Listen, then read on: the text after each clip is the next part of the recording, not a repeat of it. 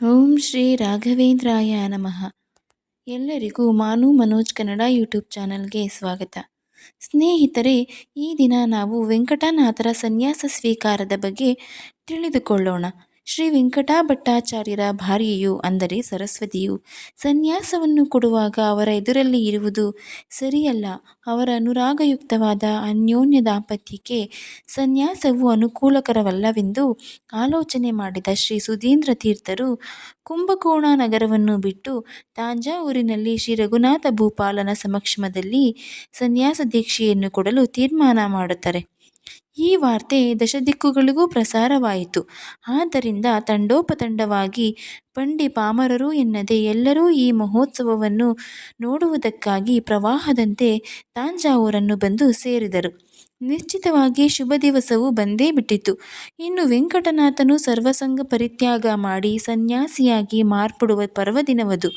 ಶ್ರೀ ವೆಂಕಟನಾಥನು ಪಂಚ ಉಷಃ ಕಾಲದಲ್ಲೆದ್ದು ಪ್ರಾತಃ ವಿಧಿಗಳನ್ನು ಮುಗಿಸಿ ಪ್ರಾಯಶ್ಚಿತ್ತಾದಿ ಸನ್ಯಾಸಕ್ಕೆ ಬೇಕಾಗುವ ಪೂರ್ವಭಾವಿ ಕರ್ಮಗಳನ್ನು ಮಾಡಿ ಮುಗಿಸುತ್ತಿದ್ದಂತೆ ತಂಜಾವೂರಿನ ರಾಜಪ್ರಸಾದದಲ್ಲಿ ಸಕಲ ವಿದ್ವನ್ಮಣಿಗಳು, ಸಜ್ಜನರು, ಆಸ್ತಿಕರು ಕಿಕ್ಕಿರಿದು ನೆರೆದಿದ್ದ ಶ್ರೀ ದುರ್ಮತಿ ಸಂವತ್ಸರ ಅಂದರೆ ಕ್ರಿಸ್ತಶಕ 1621 ಇಸವಿಯ ಪಾಲ್ಗುಣ ಶುದ್ಧ ಬಿದಿಗೆಯ ದಿನ ಗುರುಗಳಾದ ಶ್ರೀ ಸುಧೀಂದ್ರ ತೀರ್ಥರು ವೆಂಕಟನಾಥನಿಗೆ ತುರೀಯಾಶ್ರಮ ದೀಕ್ಷೆಯನ್ನಿತ್ತು ಶ್ರೀ ರಾಘವೇಂದ್ರ ತೀರ್ಥ ಎಂದು ನಾಮಕರಣ ಮಾಡಿದರು. ಪ್ರಣಮ ಮಂತ್ರೋಪದೇಶ ಮಾಡಿದ ಮೇಲೆ ವೇದಾಂತ ವಿದ್ಯಾ ಸಾಮ್ರಾಜ್ಯ ಸಿಂಹಾಸನದಲ್ಲಿ ಕೂರಿಸಿ ತಲೆಯ ಮೇಲೆ ಸಾಲಿಗ್ರಾಮ ಶಿಲೆಯನ್ನಿಟ್ಟು ಶಂಖದಿಂದ ಹಾಲನ್ನು ಹಾಕುತ್ತಾ ಪಟ್ಟಾಭಿಷೇಕ ಮಾಡಿದರು. ಆಗ ಗುರುಗಳು ಪುರುಷ ಸೂಕ್ತವನ್ನು ಪಠಿಸುತ್ತಿದ್ದರು. ಸಮಸ್ತ ಪಂಡಿತ ಮಂಡಳಿಯು ಗೀತೆಯು ವಿಶ್ವರೂಪಾಧ್ಯವನ್ನು ಮತ್ತು 15ನೇ ಅಧ್ಯಾಯವನ್ನು ಪೂಜ್ಯ ಶ್ರೀ ಅಚ್ಯುತ ಪ್ರೇಕ್ಷಾಚಾರ್ಯರು ಶ್ರೀಮಧ್ವಾಚಾರ್ಯರಿಗೆ ವೇದಾಂತ ಸಾಮ್ರಾಜ್ಯಾಭಿಷೇಕ ಮಾಡಿದ ಸುಮಧ್ವ ವಿಜಯದ ಭಾಗವನ್ನು ಪಾರಾಯಣ ಮಾಡಿದರು. ವಿವಿಧ ಮಂಗಳವಾದ್ಯಗಳ ಘೋಷಗಳು ಮುಗಿಲು ಮುಟ್ಟಿದವು. ಶ್ರೀ ರಾಘವೇಂದ್ರ ವಿಜಯ ಕಾವ್ಯದಲ್ಲಿ ಈ ರೀತಿಯಾಗಿ ವರ್ಣನೆ ಮಾಡಿದ್ದಾರೆ. ತಸ್ಯ ನಾಮ ಸತದೆ ಸದಾ ಶಿಶೌ ರಾಜ ರಾಜ ಇವ ರಾಜ ತಾಶ್ರಿಯ ರಾಮಭದ್ರ ಇವ ಭದ್ರಾಭಾಜನಂ ತತ್ಕೃಪೇವ ಜಗತಾಂ ಹಿತೇ ರತಃ. ವೇದಾಂತ ಸಾಮ್ರಾಜ್ಯಾಧಿಪತಿಯಾಗಿ ಸಿಂಹಾಸನವನ್ನು ಹತ್ತಿರುವ ಹೇ ಶಿಷ್ಯನೇ, ನೀನು ಶ್ರೀಹರಿಯ ಇಚ್ಛಾನುಸಾರವಾಗಿ ರಾಘವೇಂದ್ರ ತೀರ್ಥನೆಂದು ಪ್ರಚಾರ ಹೊಂದುತ್ತಿರುವೆ. ಶ್ರೀಹರಿಯ ಸಂಕಲ್ಪ ನೆರವೇರಿತು. ಕುಬೇರನಂತೆ ಐಶ್ವರ್ಯವನ್ನು, ಶ್ರೀರಾಮಚಂದ್ರನಂತೆ ಶುಭ ಪರಂಪರೆಯನ್ನು ಹೊಂದು ಮತ್ತು ಲೋಕಕ್ಕೆ ಶುಭ ಉಂಟು ಮಾಡುವಲ್ಲಿಯೇ ನಿರತನಾಗು. ಶ್ರೀ ಸುರೇಂದ್ರ ವದಯಂ ತಪಸ್ಯಾಯ ಶ್ರೀ ಜಯೀಂದ್ರ ಇವ ಕೀರ್ತಿ ಸಂಪದ ವಿಶ್ರುತೋಹಮಿವ ವಾದಸಂಗರೇ ರಾಘವೇಂದ್ರ ಯತಿರಾಟ್ ಸಾಮೇದಾತಾಂ.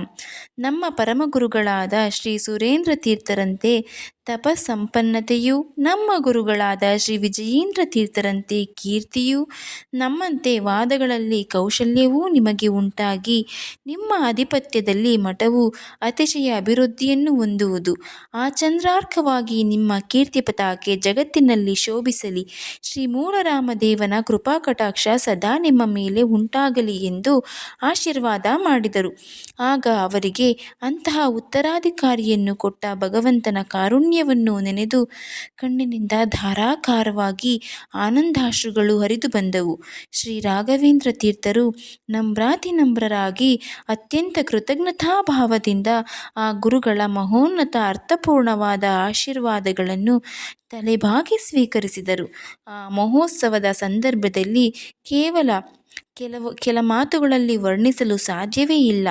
ರಾಜ ರಘುನಾಥ ಭೂಪಾಲನಾದರೂ ಆ ರಾಜಗುರುಗಳಿಗೆ ಸನ್ಯಾಸ್ತ ಯುವಕನಾದ ಶ್ರೀ ರಾಘವೇಂದ್ರ ತೀರ್ಥರಿಗೂ ಪುನಃ ಪುನಃ ನಮಸ್ಕಾರ ಮಾಡಿ ಅನೇಕ ಬಹುಮಾನ್ಯಗಳನ್ನಿತ್ತು ರತ್ನಾಭಿಷೇಕ ಮಾಡುತ್ತಾ ಸತ್ಕಾರ ಮಾಡಿ ಧನ್ಯತೆಯನ್ನೂ ಪಡೆದನು. ನೆರೆದಿದ್ದ ಸದಸ್ಯರೆಲ್ಲರೂ ಯತಿದ್ವಯರ ಹೆಸರಿನಿಂದ ದಿಕ್ಕುಗಳು ಮಾರ್ಮೊಳಗುವಂತೆ ಜಯ ಜಯಕಾರ ಮಾಡುತ್ತಾ ಹೊಗಳುತ್ತಾ ಧನ್ಯರಾದರು. ಶ್ರೀ ಸುಧೀಂದ್ರ ತೀರ್ಥರು ತಮ್ಮ ಶಿಷ್ಯರಿಗೆ ಪೀಠದ ಜವಾಬ್ದಾರಿಯನ್ನೆಲ್ಲ ವಹಿಸಿದರು.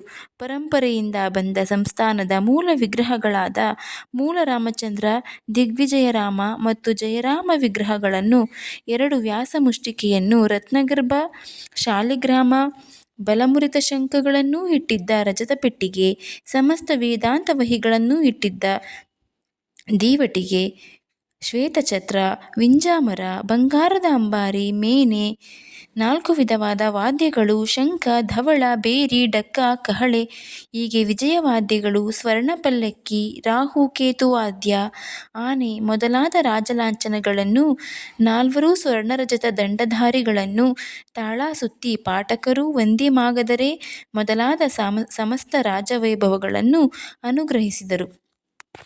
ಹೀಗೆ ಇರಬೇಕಾದ್ರೆ ಶ್ರೀ ರಾಘವೇಂದ್ರ ಸ್ವಾಮಿಗಳು ವೇದಾಂತ ಸಾಮ್ರಾಜ್ಯದಲ್ಲಿ ಅಭಿಷಿಕ್ತರಾದ ಮೊದಲನೆಯ ದಿನವೇ ಬ್ರಾಹ್ಮೀ ಮುಹೂರ್ತದಲ್ಲಿ ಅದ್ಭುತವಾದ ಸ್ವಪ್ನವನ್ನು ಕಂಡರು. ಅನಂತ ತೇಜಪುಂಜ ಸಮೂಹದಿಂದ 5 ಶ್ರೀಹರಿಯ ರೂಪಗಳು ಹೊರಬಂದಂತೆ ಅವರಿಗೆ ಭಾಸವಾಯಿತು. ತದೇಕ ಚಿತ್ತದಿಂದ ಆ ರೂಪಗಳನ್ನು ದೃಷ್ಟಿಸಿ ಒಳಗಣ್ಣಿನಿಂದ ನೋಡುತ್ತಿದ್ದಾರೆ. ಕೈಯಲ್ಲಿ ಶಂಖಚಕ್ರ ಗದೆಯನ್ನು, ಒಂದು ಮುಗುಳ್ನಗೆಯನ್ನು ಸೂಸುತ್ತಿರುವ ಮೊದಲನೆಯದು ನರಸಿಂಹ ರೂಪವೇ ಮೊದಲನೆಯದು, ಶ್ರೀರಾಮಚಂದ್ರ ರೂಪವೇ ಎರಡನೆಯದು, ಮೂರನೆಯದೇ ಶ್ರೀಕೃಷ್ಣ ರೂಪ, ನಾಲ್ಕನೆಯದೇ ವೇದವ್ಯಾಸ ರೂಪ, ಐದನೆಯದೇ ಶ್ರೀನಾರಾಯಣ ರೂಪ.